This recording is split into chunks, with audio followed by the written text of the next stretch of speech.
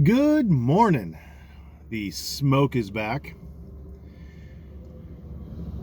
But here we are. Happy Thursday. One more day till happy Friday and then happy weekend, right? I've seen a lot of pundits talking about who won the debate. And, some polls say Trump, some polls say Biden, and some polls say nobody. I personally think that Trump won, and I'm going to tell you why.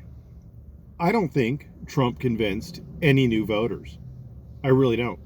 By the same token, I don't think that Biden convinced any new voters.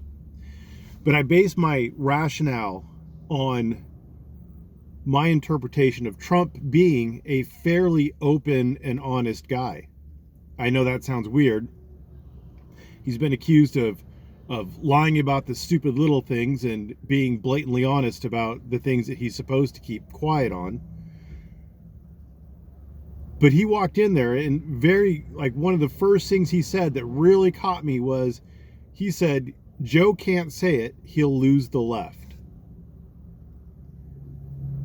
Several times throughout the debate, I didn't count, but he said, oh, Joe's going to lose left. Oh, you just lost the left, Joe. You just lost the left.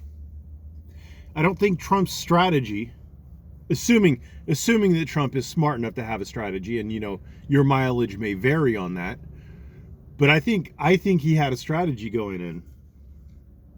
And I think his strategy was to force Biden into a position where Biden is rejecting some of the socialist stuff, because Biden's not a socialist. Biden is he's a neoliberal, I guess is the best way I could put it. He's like a neoconservative, but for the liberals. He likes wars. He likes voting people. He likes voting for us to go to war with people because that puts money in his pocket. He likes favoring big businesses. He doesn't support all these things that the ultra progressive left is supporting, but he understands that he needs them. So just like in 2016, when the Democratic Party tried to pressure Sanders, who for all intents and purposes is an independent. He's always been independent. He just joined the Democratic Party for 2016 to run for president.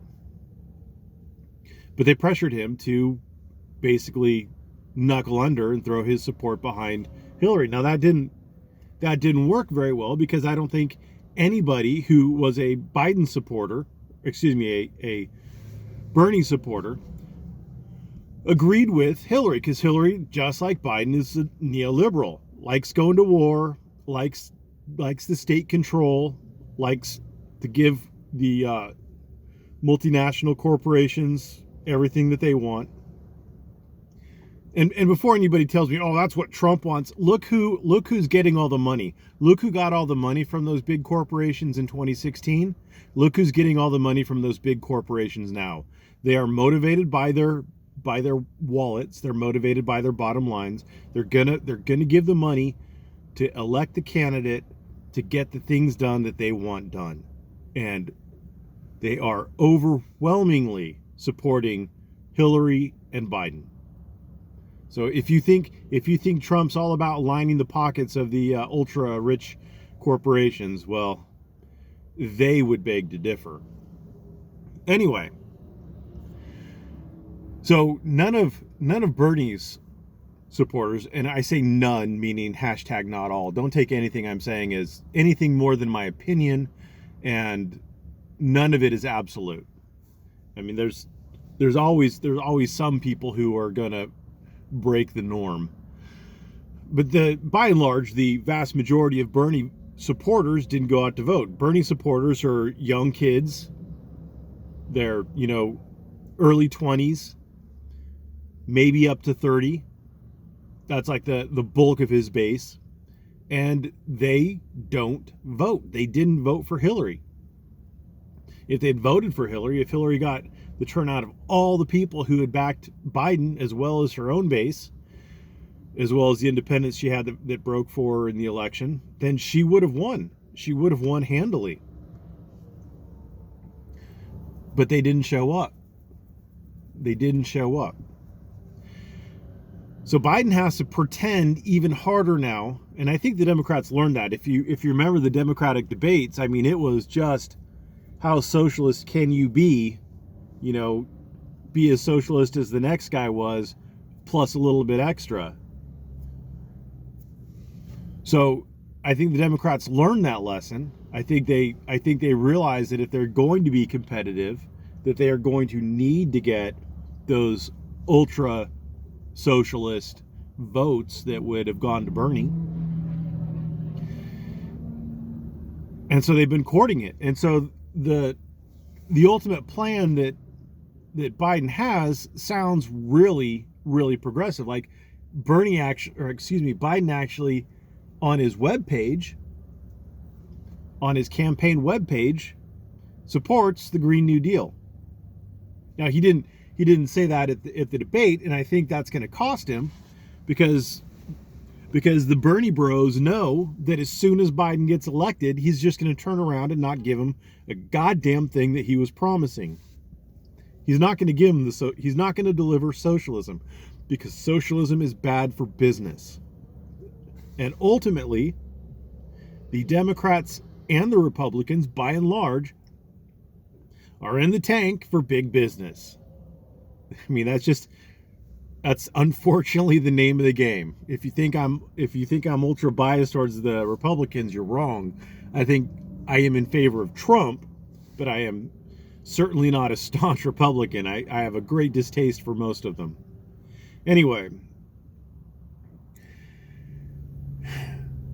so I think Trump's ultimate goal going into that debate was to drive a wedge, was to expose that gap between what Biden is saying to Bernie's base and what Biden's actual plans are. Pin him down. Try to make him say the things that Biden actually believes but doesn't want to say because it'll cost him the Bernie vote. So he's pushing on law and order because it's the Bernie bros out there who are rioting. I know the left wants to make it out that it's Proud Boys, but there have been 100+ days of riots in Portland, and I think the Proud Boys have gone out like 2 or 3 of those days. It's not the Proud Boys. It's definitely not the Proud Boys. So it is the Bernie bros who are out there rioting and burning. And I think it's the Bernie bros who believe that the system has failed them, that they have to take dramatic action, that they have to make a revolution to get the socialism that they want. And really, they do need to have a revolution to get the socialism they want, because America doesn't believe in socialism and we don't vote socialist. But there is a significant group of socialists that are coming out of colleges nowadays, and they want it, and it is a significant enough group, or at least a vocal enough group, that the Democrats think they need to court them. But it's that group that is causing the riots right now. That's causing the unrest. It's, Antifa is not just anti-fascist; they're actually socialist and communist. BLM is actively supporting socialism. That their founders are pro-socialism. I mean, they get out there and they actually say that capitalism is white supremacy. So, I mean, I don't know what else to tell you on that. So Trump went in there with a plan to drive a wedge between Biden and the Bernie base, and I think he did it. I think he had backup plans in there to try to push Joe into making a gaffe, get Joe upset, angry, and off topic. I don't think he was nearly as successful with that, but I don't believe that was his primary goal. And I also think that he really wanted to highlight that it was the media and Biden versus Trump. And I think he did a very good job of that. I don't believe anybody thought that Christopher Wallace guy did a damn bit of good because he was a terrible moderator and he was definitely in the tank for Biden. Finally, I want to throw out a little history for those of you who are really young. I know this happened before me, but Nixon and Kennedy did one of the first major televised presidential debates. Prior to that, they were all or almost all done via radio, because televisions weren't as commonplace then as they are now. So this was the first major presidential, or one of the first major presidential debates, and so Nixon wasn't as prepared for it, for the television aspect of it, as he should have been. So it was broadcast both by radio and by television.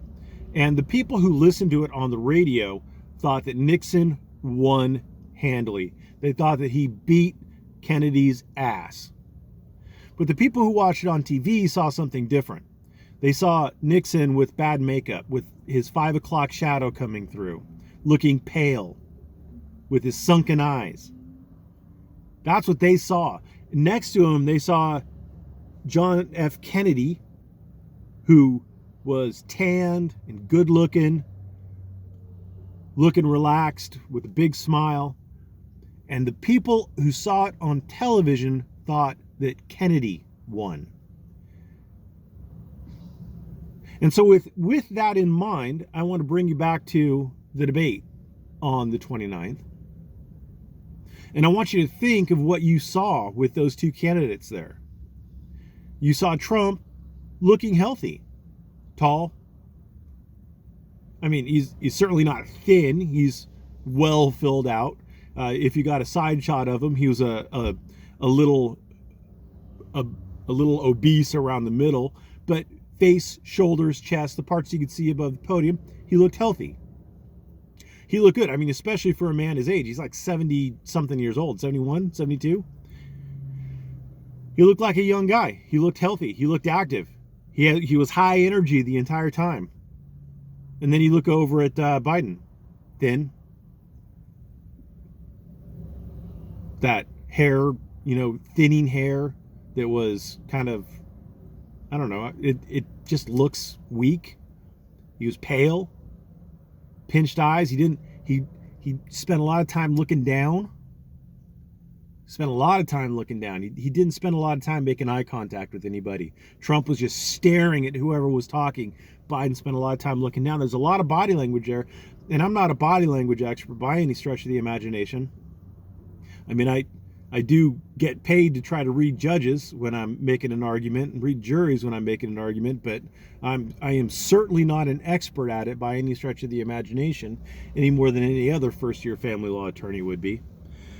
But the body language that I read, Trump was dominant, in control, assertive, healthy. He was the alpha male. Biden was weak, hunched down a little bit. I don't even know if he was hunched down, but he looked hunched down. He looked beat down. And he looked tired. Oh, man, would you just shut up? Or, oh, would you just shut up, man? Whatever said. It was weak. That's my interpretation anyway. So I think the optics are going to stick around for a long time. I know the media is completely in the tank for Biden, and it doesn't matter what Trump says. They're going to run with it, and that's fine. They're going to run with the smear that Trump wouldn't denounce white supremacists, and that's fine. I mean, they've been running with that same story now for 4 years. You would think that they would realize that it's not effective. I mean, they've been calling everybody and everything racist forever. They're calling hard work racism now. I mean, whatever, right? I think most people are pretty tired of that particular story, and it only energizes the Democrats' base. It doesn't energize only the Democrats' base believes it. I don't even think it energizes their base, but only the Democrats' base believes it. Hashtag not all, blah, blah, blah, but you get what I'm saying. So anyway, I definitely think Trump won. I think Trump won on optics. Not necessarily the independent voter, but he looks like he's in charge. He looks like a dominant male And I think people will respond to that. Subliminally, biologically, whatever you want to take it as, I think people respond to that.